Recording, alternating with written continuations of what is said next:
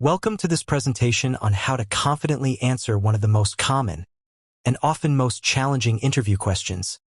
What are your weaknesses? I'll guide you through a practical strategy for turning this tricky question into an opportunity to showcase your self-awareness and growth mindset. Before we get started, let's set the stage. When an interviewer asks about your weaknesses, they're not trying to trip you up. Instead, they want to see how you handle self-reflection and whether you're actively working to improve in your professional journey. Let's dive into the general structure you should follow when responding to this question. The first step is to identify a genuine weakness. This isn't about picking a flaw at random or stating something you're actually good at in disguise. You want to be honest, choose a weakness that you truly have, but make sure it's not something critical for the job you're applying for. For example, if you're applying for an accounting role, don't tell them numbers aren't your thing.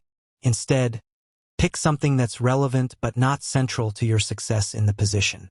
Once you've identified your weakness, provide context. Briefly explain how this weakness has shown up in your work or professional development. The key here is to be specific. Paint a picture with real situations or examples. This helps the interviewer understand you're not just reciting a rehearsed flaw, you're speaking from personal experience.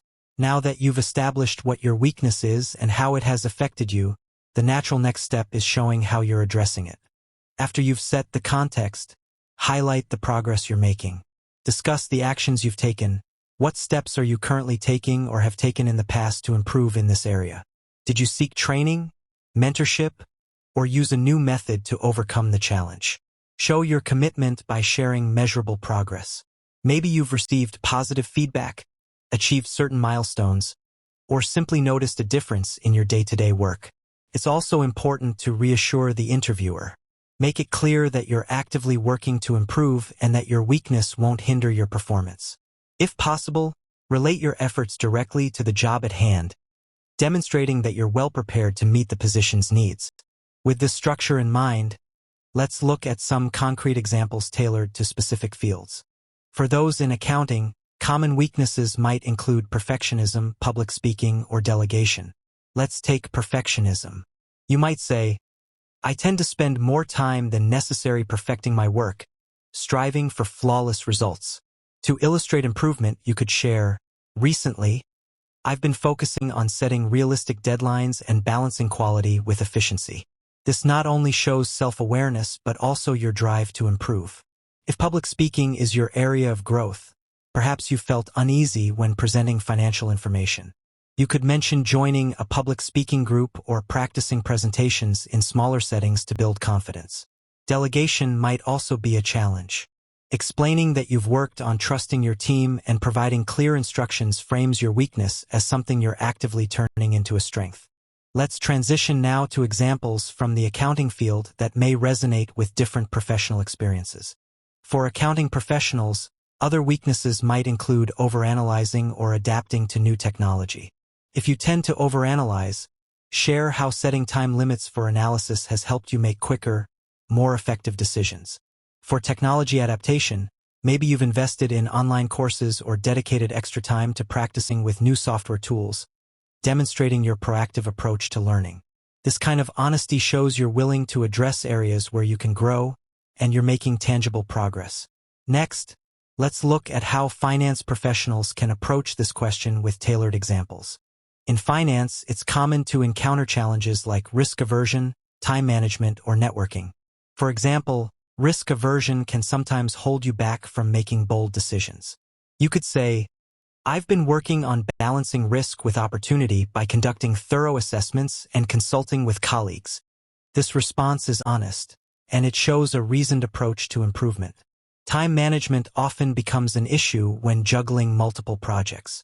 By mentioning your use of project management tools or prioritizing tasks, you display both awareness and initiative. Networking can be uncomfortable, especially in finance. Talking about attending industry events or joining professional groups reveals your willingness to develop connections, even if it's outside your comfort zone. We'll next examine the nuances of communicating weaknesses in finance roles. Let's expand a bit more with examples relevant to finance professionals, such as dealing with technical jargon and delegation. Sometimes using too much technical jargon can alienate colleagues from other departments. If that's something you're working on, share how you focused on simplifying your language or using analogies so everyone can understand financial concepts.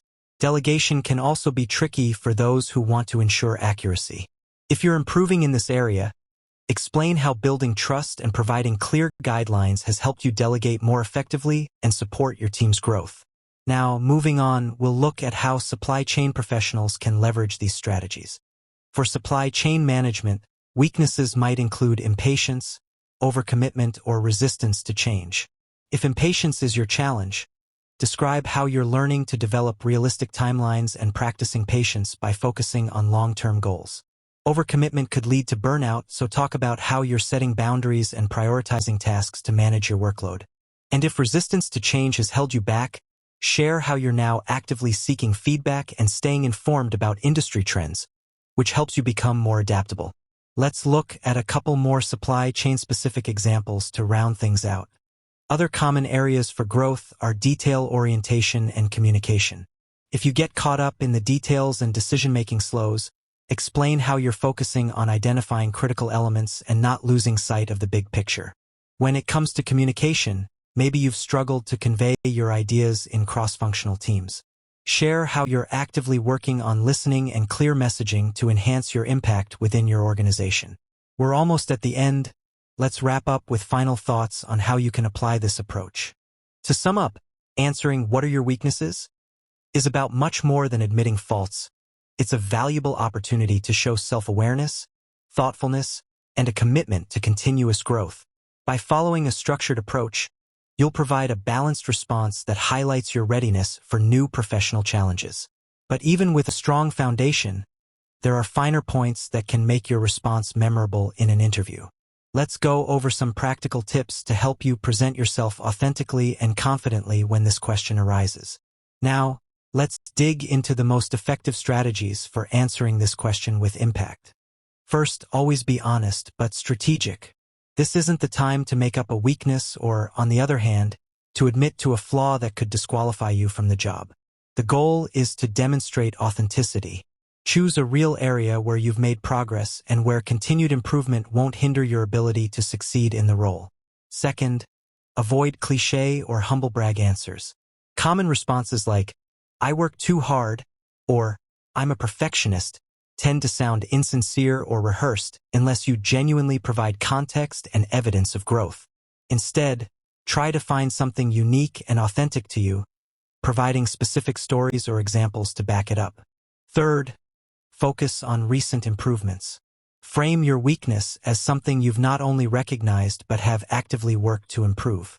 Mention recent steps you've taken, such as training, mentorship, or using new strategies, to show growth and a proactive mindset. This turns a potential negative into a positive narrative about your ability to adapt and learn. Fourth, keep it concise and relevant. Don't ramble or share multiple weaknesses. Keep your answer focused, relevant to the job, and short enough to hold your interviewer's attention. The aim is to give just enough detail to illustrate your point and then smoothly move on.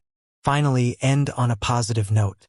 Always wrap up by reinforcing how your improvement efforts are preparing you to excel in the role.